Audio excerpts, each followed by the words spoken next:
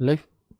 जय हिंद दोस्तों, मैं शिवम गुप्ता स्वागत करता हूं आपका अपने परिवार रोजगार वदंकित पर। उम्मीद करता हूं आप सभी अच्छे होंगे, बेहतरीन होंगे, जिंदाबाद होंगे, एकदम शानदार होंगे। एक बार आप सभी प्यारे दोस्त बताएंगे आप सभी कैसे हैं। आप very very very good evening, Radhe Radhe, जय श्री कृष्णा। जैसे जैसे लेखपाल की एग्जाम तिथि आप सभी के पास आ रही है, वैसे वैसे जो धक धक है वो बढ़ती जा रही है। और मेरे भाई, आपने यहाँ पर सर, आप लोग सोच रहे होंगे कि आपने यहाँ पर 30 डेज क्यों लिखे हैं।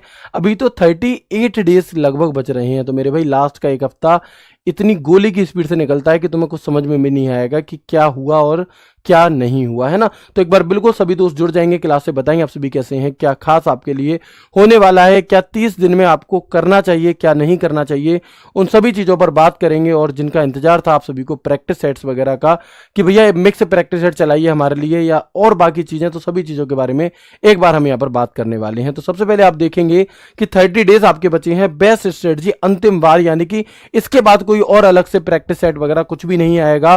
पूरी ताकत सभी टीचर्स इसमें अपनी लगाएंगे। तो अब आपकी बारी है कि आप टीचर्स के साथ मिलकर मेहनत कितनी करते हैं, ठीक है। तो हम देखते हैं यहाँ पर सबसे पहले आपके मन के कई सारे डाउट्स हैं। जैसे कि एक डाउट तो ये है कई लोगों का कि जिन बच्चों ने पंचायत बैच ले रखा है कि एप्लीकेशन पर सिलेबस कब तक खत्म होगा। तो यूपीजी के कंप्यूटर जो आपके बहुत मतलब ज़्यादा वेटेज रखते हैं कहीं ना कहीं, वो आपका 20 अप्रैल तक खत्म हो जाएगा। और बाकी भी जो हमारे सब्जेक्ट्स हैं वो आपके 30 अप्रैल तक, है ना। जो थोड़े बहुत सब्जेक्ट्स बचे हैं जो लेट शुरू हुए थे वो हमारे 30 अप्रैल तक पूरी तरह से कंप्लीट हो जाएंगे। तो सिलेबस को लेकर के आपको बिल्कुल भी चिंता नहीं करनी है। इसके बाद अगर मैं बात करता हूं कि रिवीजन एंड प्रैक्टिस कैसे करें आप, तो अभी तक आप सभी ने देखा कि हमने टॉपिक वाइज प्रैक्टिस सेट कराए हुए थे। तो यदि अगर आपको टॉपिक वाइज प्रैक्टिस करनी है और आपने अभी तक प्रैक्टिस सेट नहीं किए थे, तो आप उन वाले प्रैक्टिस सेट्स को देख सकते हैं। और अगर आपके पास इतना समय नहीं है, आप उन्हें नहीं देखना चाह रहे, तो अब जो हम यहाँ पर नई चीज आपको देंगे, नई प्रैक्टिस सेट्स आपको देंगे, आप उनसे कंटिन्यू जुड़ते रहिएगा। और अपना एक समय निकाल करके, एक पर्टिकुलर समय निकाल करके उस सब्जेक्ट का रिवीजन करके और उन मिक्स प्रैक्टिस सेट को लगाना। सभी टीचर्स ये काम करेंगे कि पूरे सिलेबस को अच्छे से एनालिसिस करके प्रॉपर वैसा ही प्रैक्टिस सेट बनाने की कोशिश करेंगे जैसे एग्जाम में आएगा, और उसकी बहुत डिटेल एक्सप्लेनेशन करेंगे। यानी कि अगर आपने इन प्रैक्टिस सेट्स को बहुत अच्छे से कर लिया तो आपका रिवीजन खुद ब खुद होता रहेगा। अगर मैं और आगे बात करूं तो लेखपाल मेंस की फीस कब जमा होगी, ये डाउट आपका हमेशा ही बना रहता है। तो जिन लोगों का पेपर 3 मई को था उनकी फीस अभी, मतलब यूपीएससी जेई का जो पेपर था वो 3 मई को है, तो उनकी फीस की डेट अभी आई है, लगभग 25-30 दिन पहले आई है। तो ऐसे ही 21 मई को आपका पेपर है, तो आपकी डेट भी 21 अप्रैल से 25 अप्रैल के बीच कभी भी आ जाएगी। इसमें बहुत ज्यादा टेंशन लेने वाली बात है नहीं। 21 मई की फीस अगर आप 20 मई को भी भर दोगे ना, तब भी एडमिट कार्ड आ जाएगा। तो ऐसे टेंशन मत लो कि कब आएगी, मेरा एडमिट कार्ड कैसे डाउनलोड हो जाएगा, ठीक है। अगर मैं बात करता हूं एग्जाम में केवल 30 दिन बचे हैं, ये बहुत ज्यादा जरूरी है। क्योंकि मेरे भाई, अगर आप डेडिकेटेडली लेखपाल की ही तैयारी कर रहे हैं तो आपको अब जो समय है वो बहुत सोच समझ करके खर्च करना होगा। इस बीच में आपके पास बहुत सारी शादियां आएंगी, बहुत सारी बर्थडे पार्टियां आएंगी, और आपको लगेगा कि अरे एक ही दिन तो जाना है, चला जाता हूं मेरे भाई। लेकिन एक एक दिन आपके लिए बहुत ज्यादा कीमती यहां पर हो सकता है, क्योंकि आपने आज से 6 महीने पहले कितनी मेहनत की थी वो मायने रखती है, लेकिन उससे बहुत ज्यादा मायने मेहनत रखती है कि आप इन लास्ट 30 दिन में क्या करने वाले हैं। अगर आपने पहले कम मेहनत करी थी और 30 दिन में आप खुद को झोंक देते हैं पूरी तरह, तो आपकी जो सक्सेस होने के चांसेस हैं वो बहुत बढ़ जाएंगे। और अगर आपने पहले बहुत मेहनत की थी और लास्ट के 30 दिन में आकर के आपने थोड़ी सी भी ढील डाली, तो आपके नीचे वाला आपसे ऊपर कब निकल जाएगा आपको पता भी नहीं चलेगा। तो इस 30 दिन में सबसे कम जो आपको करना है, तो समय की बर्बादी सबसे कम करनी है। आप अपने समय को प्रॉपर टाइम टेबल बना करके ये मैनेज करो कि आपका पूरा दिन जा कहां रहा है ना। और जहां भी आपका समय खराब हो रहा हो, जिन भी चीजों में आपका समय खराब हो रहा हो, उन चीजों को हटाओ अपनी लाइफ से, और मैक्सिमम समय आप अपना पढ़ाई को दो, है ना। पढ़ाई कितने घंटे करें इसका कोई सवाल नहीं होता मेरे भाई। जिसे जितनी ज्यादा सरकारी नौकरी की जरूरत है वो उतनी ज्यादा पढ़ाई करे, ठीक है। इसमें अगर आप ज्यादा नंबर टारगेट करोगे तो कोई दिक्कत नहीं होगी आपको किसी भी तरीके से, ठीक है ना। तो एक तो आपको क्या नहीं करना, समय बर्बाद नहीं करना। दूसरी चीज, बहुत ज्यादा नई चीजें पढ़ने से बचना है। कई बार क्या होता है कि हमारे मॉक टेस्ट में कुछ इक्का दुक्का ऐसे सवाल आ जाते हैं तो हम कहते हैं कि भैया मैंने तो पूरा कंप्यूटर पढ़ लिया, मैंने तो ये सवाल पढ़ा ही नहीं, मेरा तो दिमाग खराब हो रहा है, मैं तो अब यही चीज पढ़ूंगा, मैं तो दोबारा से कंप्यूटर पढ़ूंगा। नहीं मेरे भाई, है ना, आपको इन गलतियों से बचना है कि आपको बहुत ज्यादा नया कुछ नहीं पढ़ना। कई बार क्या होता है कि आप अलग अलग मॉक देते हो, जैसे आरडब्ल्यू टीम है अलग अलग मॉक बनाती है, तो लेखपाल के लिए आरडब्ल्यू टीम ने लगभग 100 मॉक बना दिए होंगे। तो भैया क्वेश्चंस का जो कलेक्शन होता है वो भी कहीं ना कहीं खत्म होने लगता है, तो कुछ क्वेश्चंस ऐसे डाले जाते हैं ऊट पटांग टाइप के। लेकिन आपका तो पेपर एक ही शिफ्ट में होने वाला है, ठीक है, आपका पेपर एक ही शिफ्ट में होगा, तो आपको ऐसे टेंशन नहीं लेनी है बहुत ज्यादा कि कुछ बिल्कुल ही बाहर से आ जाएगा, और आएगा तो वो सबके लिए आएगा। तो आपने जितना सिलेबस के अकॉर्डिंग टीचर्स ने पढ़ाया है, सिर्फ उसको अभी इकट्ठा करने की जरूरत है। आप बहुत ज्यादा पढ़ते रहे, याद तो मैं कुछ भी है नहीं, उसका कोई मतलब नहीं बचेगा। जितना आपने पढ़ा है एटलीस्ट उतना आपको अच्छे से आता हो। जितना आपने पढ़ा है अगर उससे सवाल आ रहा है, तो वो सवाल अगर बाहर नहीं गया तो मेरे भाई आपका सिलेक्शन कोई नहीं रोक सकता, ठीक है। तो बहुत ज्यादा बाहर की चीजें अब आपको नहीं पढ़नी है कि लो जी बहुत ज्यादा ये भी पढ़ लेता हूं वो भी पढ़ लेता हूं, और फिर लास्ट में जब 4 दिन बचेंगे पेपर के लिए तब रिवीजन करने बैठोगे। नहीं, जितना भी पढ़ लिया है उसका टाइम टू टाइम रिवीजन करो, अपने प्रैक्टिस सेट्स लगाओ, अपनी प्रैक्टिस करो, है ना, क्वेश्चंस कैसे आते हैं वैसे क्वेश्चंस की प्रैक्टिस करो, मॉक टेस्ट लगाओ, उनका एनालिसिस करो, उसके आधार पर रिवीजन करो, ठीक है। तो क्या करना है और क्या नहीं करना है, ये डाउट आपका क्लियर हो गया यहां पर। क्या मिनी मॉक जरूरी, मेरे पास बहुत सारे दोस्तों का आप लोगों का मैसेज आए कि भैया मिनी मॉक शुरू करा दीजिए। तो मिनी मॉक की आवश्यकता कब पड़ती है? जब आप सीजीएल का पेपर देते हैं, जब आप सीएचएसएल का पेपर देते हैं, जब आप यूपीएसआई का पेपर देते हैं, जब आप यूपी पुलिस का पेपर देते हैं, जहां पर समय की शॉर्टेज होती है, जहां पर आपको रीजनिंग मैथ्स से टकराना होता है, जहां पर आपका समय, अगर रीजनिंग मैथ ने ही ज्यादा खराब कर दिया तो आपके पास समय ही नहीं बचता। लेकिन आपके पेपर में तो समय की कमी ही नहीं है, आपके पास तो 2 घंटे हैं। आप अगर अच्छे से तैयारी करके जाओगे, आप अपना पूरा पेपर मेरे भाई 1 घंटे 1.25 घंटे में खत्म करके बैठ जाओगे। तो यहां पर टाइम मैनेजमेंट करने की जरूरत ही नहीं है, तो यहां पर हमें मिनी मॉक की भी जरूरत नहीं होती, ठीक है ना। तो इसलिए ऐसा नहीं है कि एक पैटर्न बन गया कि मैंने यूपीएसआई में मिनी मॉक दिए थे, कि मैंने यूपी पुलिस में मिनी मॉक दिए थे, तो मुझे लेखपाल में भी मिनी मॉक चाहिए। नहीं भाई, यहां पर आपको आवश्यकता है फुल मॉक लगाने की, क्योंकि ये पूरा ही पैटर्न कहीं ना कहीं जीएस से फॉलो, जीएस जैसा है आपका। तो फुल मॉक लगाएंगे, मैक्सिमम फुल मॉक लगाएंगे, उन जो भी चीजें आएंगी उनका रिवीजन, उन्हें एनालिसिस करेंगे अच्छे से, और फिर उसका रिवीजन करेंगे। तो जो समय आप यहां पर मिनी मॉक में देना चाह रहे थे, मिनी मॉक की आवश्यकता इसमें नहीं है, आप फुल मॉक लगाइए। अगर आपका सिलेबस कंप्लीट हो चुका है, आप हर रोज एक फुल मॉक लगाना शुरू करो, और अगर सिलेबस कंप्लीट नहीं हुआ है तो अल्टरनेट डेज या 3 दिन में एक मॉक लगाकर उसका एनालिसिस करके उसके आधार पर रिवीजन शुरू करूं, ठीक है। इसके बाद अगर मैं बात करूं सिलेबस कंप्लीट नहीं हुआ है तो क्या करें, तो मेरे भाई नोट्स वोट्स बनाने की अब मत सोचो, वो समय जा चुका है जब आप प्रॉपर क्लास ले रहे थे और नोट्स बना रहे थे। नहीं, ज्यादा से ज्यादा समय दो, प्रॉपर तरह से स्पीड में अपनी क्लासेस को देखो, और जल्दी से जल्दी अपना सिलेबस कंप्लीट करो। 10 घंटे 12 घंटे 13 घंटे जितने दे सकते हो उतने घंटे दो, और अपना सिलेबस आपको कंप्लीट करना है। उन सब्जेक्ट्स को आप थोड़ा सा साइड कर सकते हो जिन्हें आपने यूपीएससी पैट में पढ़ा हुआ है ना, उन्हें आप हो सकता है बाद में भी, लेकिन जो नए सब्जेक्ट्स हैं जो बिल्कुल ही नए हैं, आपको उन्हें पहले प्राथमिकता देकर के उनके सिलेबस को पहले खत्म करना है, ठीक है। और अगर मैं बात करता हूं मॉक टेस्ट की, तो मॉक टेस्ट एवरी संडे हो रहे हैं। आप में से कई दोस्तों ने दिए भी होंगे और कई सारे दोस्तों ने नहीं दिए होंगे। तो अगर आपने अभी तक एक भी मॉक नहीं दिया है मेरे भाई, तो सबसे पहले तो मॉक लगाना शुरू कर दो, क्योंकि आपकी तैयारी कितनी ही अच्छी क्यों ना हो, लेकिन जब तक आपके पास वो प्रेशर हैंडल करने की शक्ति नहीं होगी, जब तक आपकी वो हैबिट नहीं होगी कि एग्जाम हॉल में बैठ करके आता हुआ सवाल मुझसे गलत हो जाता है, वो जब तक आप सही तरह से नहीं देखोगे कि कहां गलती हो रही है, तब तक आप एक अच्छा प्रदर्शन नहीं कर सकते। आपने कितना भी सिलेबस कंप्लीट कर लिया हो, कितना भी रिवीजन कर लिया हो, लेकिन प्रैक्टिस बहुत ज्यादा जरूरी है, और वो प्रैक्टिस आप मॉक टेस्ट के द्वारा ही कर सकते हो। आपको बार बार मौका नहीं मिलेगा, लेखपाल का पेपर देने का मौका आपको एक ही बार मिलेगा, लेकिन मॉक टेस्ट के सहारे आपको मौका हर रोज मिल सकता है, हर दूसरे दिन मिल सकता है मॉक टेस्ट के थ्रू। आप मॉक टेस्ट लगाइए और ये सोच करके बैठिए कि यही आपका पेपर है, आपको अपना सर्वोत्तम इसमें देना है, और उस पूरी ताकत के साथ। ऐसा नहीं डिस्टर्ब हो रहे हैं, बार बार बंद कर रहे हैं, नहीं, पूरा मॉक टेस्ट जब हो जाए उसके बाद प्रॉपर 100 के 100 क्वेश्चंस देखो, कौन सा सवाल गलत हो रहा है, कौन सा सवाल सही हो रहा है। सही हो रहा है तो क्या वो आता था 100% या तुक्के से सही हो गया, तुक्के से सही हुआ है तब भी उसे गलत में ही कंसीडर करो और उस चैप्टर का भी रिवीजन करो। अगर कोई पर्टिकुलर ऐसी चीज गलत हुई है जो आपने पढ़ी ही नहीं है, तो वो देखो कि सिलेबस का हिस्सा है या नहीं है। सिलेबस का हिस्सा नहीं है तो उसे अवॉइड कर सकते हो, सिलेबस का हिस्सा है तो उसका रिवीजन करो। अगर कोई चैप्टर आपने पर्टिकुलर नहीं पढ़ा है अभी तक, अगर सिलेबस का हिस्सा है तो उसे पढ़ो, ठीक है। और प्रॉपर तरह से आपको यहां पर रिवीजन करना है। मॉक टेस्ट का एनालिसिस बहुत ज्यादा जरूरी है, और जो एक मॉक एनालिसिस हम कराते हैं संडे को, वो भी आपको करना है। तो ये आपके मन के कुछ डाउट थे। अब मैं आपको बताना चाहूंगा कि ये आपका जो एग्जाम पैटर्न है, इसे हमने कुछ अलग अलग सेक्शंस में बांटा हुआ है। कैसे सेक्शन भैया? देखो, हिस्ट्री, पॉलिटी, ज्योग्राफी, इकोनॉमिक्स और आपका करंट अफेयर्स, है ना। और क्या है हमारा मेरे भाई? हमारा करंट अफेयर जो हमें दिया गया है, ये टोटल 25 मार्क्स 25 क्वेश्चन बनते हैं, ठीक है। इनको हमने एक अलग सेट बना दिया और बाकियों को अलग। कैसे भैया? समझ में नहीं आया, देखेंगे इसके थ्रू। यहां पर हमने एक पाई चार्ट के द्वारा आपको यह समझाने की कोशिश की है कि जो मॉक टेस्ट हो रहे हैं उसे, और जो प्रैक्टिस सेट हो रहे हैं उन्हें भी हमने इसके अकॉर्डिंग सेट कर दिया है कि आप देखेंगे कि कंप्यूटर के 15 मार्क्स का एक सेक्शन हो गया आपका, यूपीजीके के 20 मार्क्स का एक सेक्शन हो गया आपका, डीआई और हिंदी को हमने मर्ज कर दिया है और 20 मार्क्स का इसका, मतलब मॉक टेस्ट में आपको अलग अलग मिलता है लेकिन जो अभी हम आगे प्रैक्टिस दिखाने वाले हैं उसमें, ठीक है।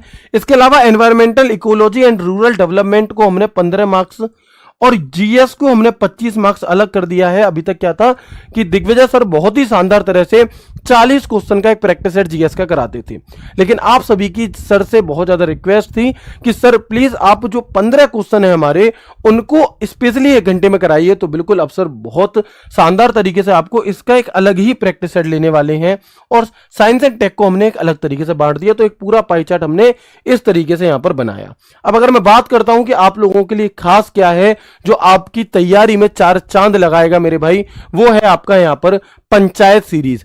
पंचायत सीरीज इससे पहले यूपीएससी वीपीओ में आई थी, और वीपीओ के अभी प्रेजेंट में डीवी चल रहे हैं। आप पूछना कि हर एक बच्चे को वो पंचायत सीरीज बहुत ज्यादा फायदा करी थी। तो बिल्कुल आपके बैच का नाम भी पंचायत बैच है। तो यहां पर आप सभी के लिए पंचायत सीरीज यूपीएससी लेखपाल को टारगेट करते हुए आपके प्रैक्टिस सेट शुरू होने जा रहे हैं 15 अप्रैल, यानी कि परसों से ही, ठीक है। और परसों से ही आपके ये प्रैक्टिस सेट होंगे, जिसमें यूपीजीके का जो टाइम है वो आपका 10 बजे होगा, जिसमें यूपीजीके का जो मेरे भाई टाइम है आपका वो 10 बजे का रहेगा।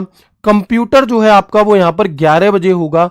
जीएस का जो प्रैक्टिस सेट है उसे अजीत सर करा रहे होंगे 2 बजे। और ये सारे के सारे प्रैक्टिस सेट हमारे अब मिक्स होंगे। कैसे होंगे? मिक्स, क्योंकि आपके पेपर में भी जो सवाल है वो मिक्स आने हैं, टॉपिक वाइज तो आने नहीं है। टॉपिक वाइज हम कर चुके हैं, अब जो आपका प्रैक्टिस सेट होगा वो पूरी तरह से यहां पर मिक्स होगा।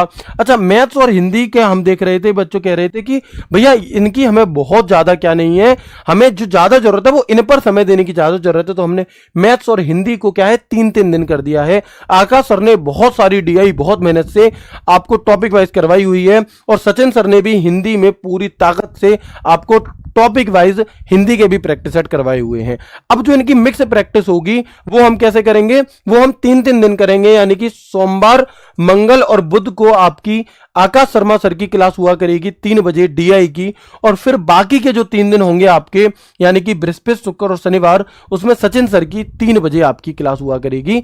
ये आपके प्रैक्टिस सेट होंगे, है ना भैया। अलग अलग भी तो हो सकते थे, बिल्कुल हो सकते थे, लेकिन अभी भी कई दोस्त ऐसे हैं जिनका सिलेबस कंप्लीट नहीं हुआ है ना। और आपको क्लासेस बहुत ज्यादा नहीं बढ़ानी, वही बात है ना कि आपको हार्ड वर्क के साथ साथ स्मार्ट वर्क भी करना है, ठीक है। और जो आपके प्यारे दिग्विजय सर हैं, है ना, उनका जो प्रैक्टिस सेट का टाइम है वो वही रहेगा 4 बजे, जिसमें सर अपने 15 क्वेश्चंस को बहुत शानदार तरीके से लेकर के चल रहे होंगे। ये प्रैक्टिस सेट आप सभी के लिए मेरे भाई शानदार रहने वाले हैं। मतलब आप देखोगे कि इन प्रैक्टिस सेट से ही आपको आपके एग्जाम में सीधे सीधे क्वेश्चंस देखने के लिए मिलेंगे।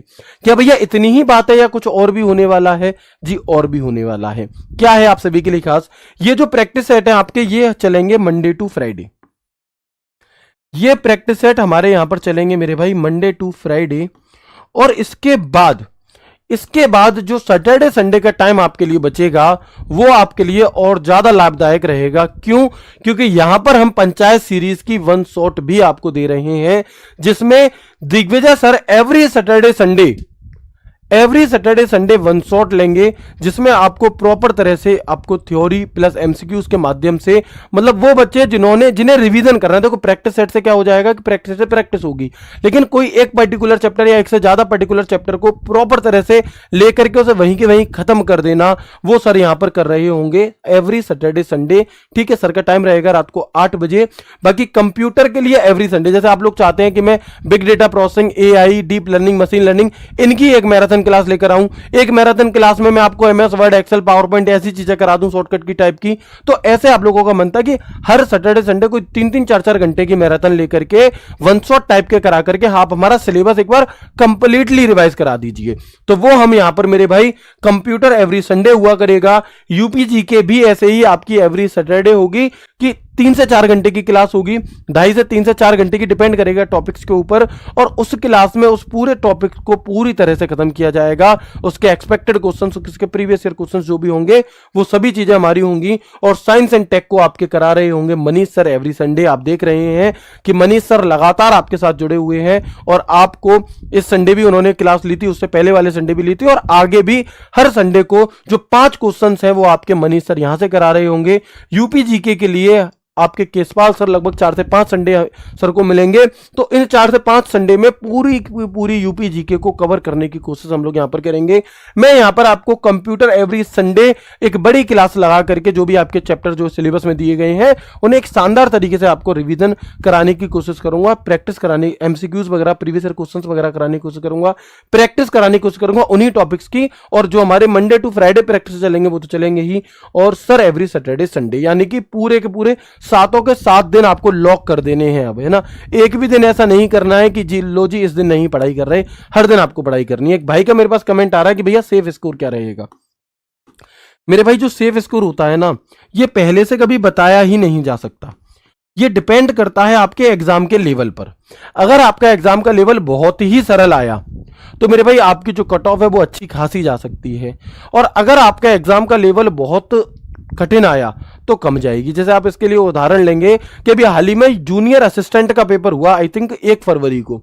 उस पेपर का स्तर इतना लो रख दिया गया कि हमारे पास जो गूगल फॉर्म में डेटा आया 70 प्लस, अगर मान लो 5500 बच्चों का डेटा आया ना तो 70 प्लस 5000 प्लस बच्चे 70 नंबर से ज्यादा ला रही थी। इतना सरल वो पेपर था आपका, ठीक है। लेकिन यहीं पर उससे पहले जो पेपर हुआ 5512 वाला, उसकी कट ऑफ 46 नंबर पे ही चलेगी पहली वाली। फाइनल देखो, फाइनल में 60-70 भी फाइनल हो जाए उसका, ठीक है ना। तो पेपर के लिए हम कभी भी ये नहीं कह सकते कि आप इतने नंबर ले आओ और इतने में आपका हो जाएगा।